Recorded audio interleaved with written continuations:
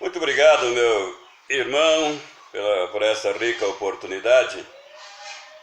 Eu gostaria de compartilhar, ainda dentro daquela temática da oração de Daniel, e fazer um destaque interessante, que na vida de alguns irmãos, em seus momentos de oração, e Daniel é um exemplo disso, Deus sempre enviava um anjo.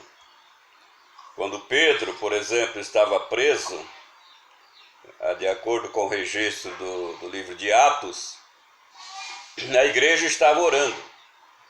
E enquanto a igreja orava, Deus enviou um anjo para libertar Pedro da prisão. E da mesma forma agora Daniel, aqui no capítulo 9 do seu livro, ele está em oração e Deus também envia um anjo, o anjo Gabriel, para dar algumas instruções para Daniel, que eu gostaria de compartilhar com os irmãos. Mas esta é a realidade, né? Quando nós estamos orando, Deus está agindo. E lá no livro do Apocalipse diz também que os anjos conduzem as nossas orações ao trono da graça do Senhor. O ministério dos anjos não terminou, continua, está presente. Muitas das vezes nós não conseguimos identificar a presença de um anjo nos auxiliando como mensageiro de Deus. É óbvio que o anjo não deve ser adorado, mas ele é o nosso parceiro no trabalho do Senhor. Eu gostaria, irmãos, de convidá-los para a leitura bíblica no livro de Daniel, capítulo 9, a partir do versículo 20 até o versículo 27. É claro que não, para ganhar um pouco de tempo, não vou fazer a leitura completa, mas mais tarde os irmãos poderão fazer essa leitura. Mas os primeiros versículos falam exatamente desse momento em que Daniel estava orando e Deus manda um anjo para instruí-lo, especialmente no versículo 22, não é? Daniel, agora saí para fazer-te entender o sentido de uma visão que Daniel teve. E a visão que Daniel teve é uma visão que se tornou conhecida como a profecia das 70 semanas. Essa profecia das 70 semanas tem várias interpretações. Inclusive a própria palavra semana tem várias interpretações. Ela pode referir a um período sem limite, como pode referir também a um período completo. São várias interpretações com relação a esta profecia. Uma das mais aceitas é de que realmente essa profecia corresponde realmente a 70 semanas. É uma profecia dada para o povo de Israel, para os judeus, mas certamente que abrange também a todos nós que fazemos parte do Israel espiritual. De acordo com essa profecia, o anjo instrui a Daniel de que está determinado para o povo, para o seu povo, 70 semanas. Né? No versículo 24, os irmãos, nós podemos ler o seguinte: 70 semanas estão determinadas sobre o teu povo, judeus, né?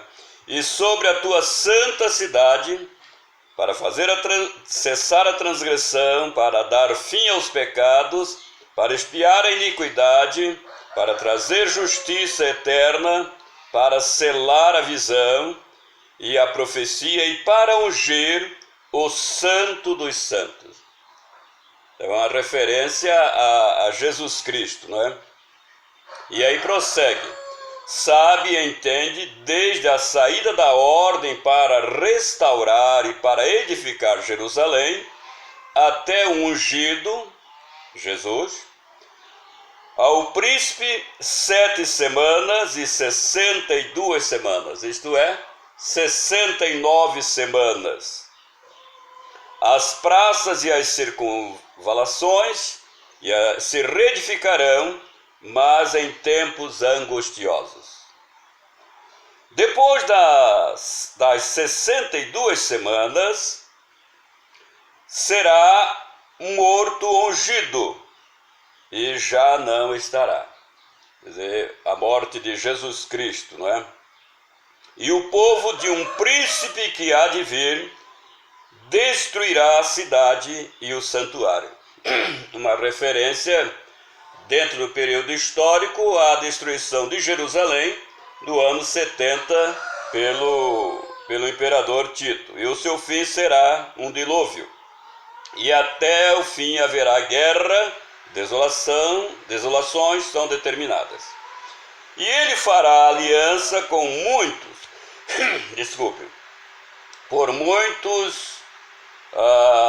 por uma semana. Na metade da semana fará cessar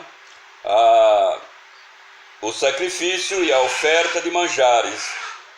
Sobre a asa das abominações virá o assolador, até que a destruição que está determinada se derrame sobre ele.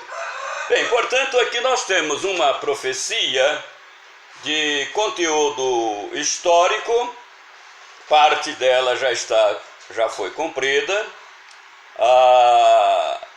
fazendo paralelismo com a profecia profética de Jesus, não é? Jerusalém, o templo foi destruído e etc, etc. Mas é uma profecia que também projeta, irmãos, para muito tempo. Por exemplo, as 69 semanas já passaram. O anúncio profético da vinda do Messias já cumpriu. Jesus veio. E a morte de Cristo também já cumpriu. Não é? E de sorte que 69 semanas já se cumpriram. Agora, há um aspecto, como é que nós vamos calcular essas semanas? Na realidade, há uma informação aqui em Daniel, no versículo 25, sabe e entende desde a saída da ordem para restaurar e edificar Jerusalém. Nós sabemos, pelas nossas informações históricas, que essa ordem para restaurar Jerusalém foi dada por Artaxerxes a Neemias para que ele reconstruísse Jerusalém. Isso no ano 445. Segundo os estudiosos, do ano 445 até a morte de nosso Senhor e Salvador Jesus Cristo, quando diz aqui que o ungido será morto, cumpriu-se aí 69 semanas. Portanto, nos resta uma última semana, que nós chamamos da última semana de Daniel. E agora, por que eu estou falando isso? Estou falando isso, irmãos, porque de acordo com o noticiário nacional e internacional, algo está evoluindo para que ocorra o que nós chamamos, o que a história chama e a mídia chama, da instalação de um governo mundial. Nem todos concordam com isto, obviamente, mas na minha visão, tudo está se preparando para a instalação de um governo mundial, o que para mim se refere ao versículo 27, a instituição desse príncipe que fará uma mudança no mundo todo, porque na realidade, se nós observarmos no mundo atual, o que acontece com a nossa civilização, irmãos, não é falta de dinheiro, e nem mesmo falta de educação. O que está faltando no nosso mundo é uma falta de gestão.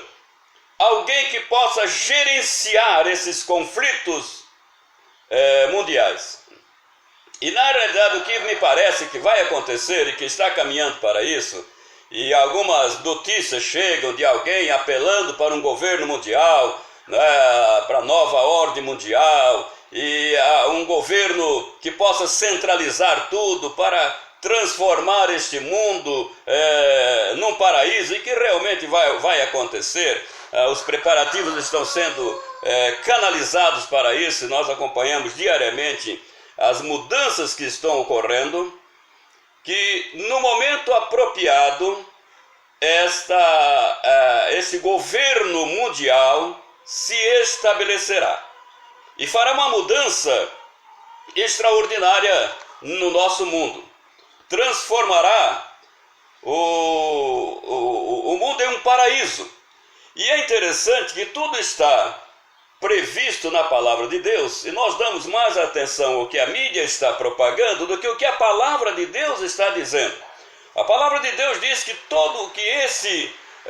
esse governo será limitado, segundo as profecias de Daniel, há 7 anos.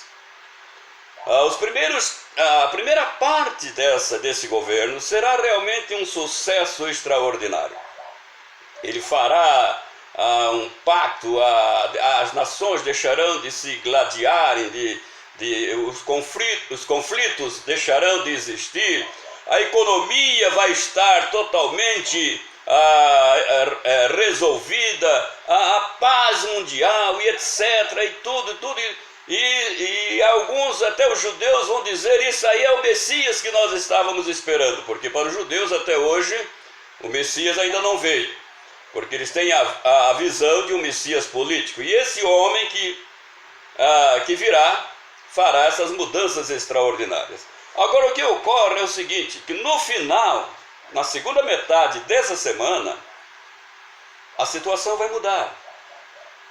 Quer dizer, aí virá o que já está acontecendo, né? Perseguições, especialmente não apenas dos judeus. Os judeus foram perseguidos em toda a história, né? Mas os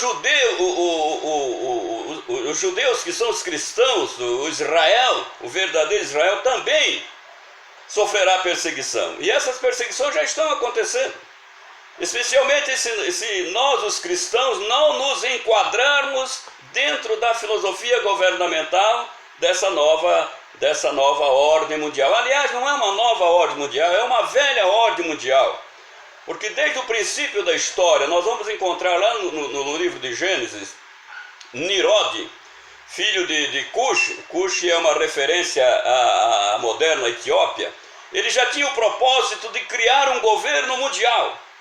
Por isso que ele estabeleceu a Torre de Babel. Vamos fixar aqui, vamos criar. E ele era extremamente poderoso. O texto sagrado diz que ele era um valente caçador do Senhor. Mas na realidade esse texto ele tem essa tradução do hebraico para o grego não diz realmente o que é que Nimrod era. Ele não era um caçador, ele não era um caçador do Senhor, ele era um matador de homens, ele era um perseguidor, ele era um comerciante de escravos. Então ele era uma figura poderosa, mas extremamente maligna. E essa figura está aqui, nós podemos observar esse desejo de poder. Esse desejo de poder que está dentro do próprio Satanás, de dominar o mundo. Ele disse para Jesus: esse reino, tudo aqui é meu. Eu te darei se você apenas prostrar e me adorar. Na realidade, o Satanás é o criador da teologia da prosperidade. Mas Jesus não se submeteu a ganhar o reino de mão beijada. Iria conquistar pelo sacrifício. E dentro dessa visão da teologia da prosperidade, o próprio Jó nega essa teologia quando Satanás aparece lá e faz toda aquela tragédia na vida dele. Ele diz: olha, eu vim nu para este mundo e nu sairei deste mundo. Quer dizer, as coisas deste mundo não me atraem. E essa é a verdadeira posição do cristão.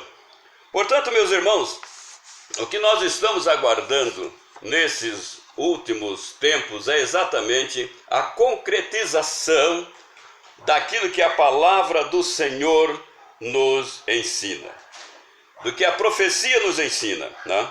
Então, eu quero destacar apenas, para terminar, o tempo já está indo embora, 4 pontos nesse governo mundial, né? Haverá um acordo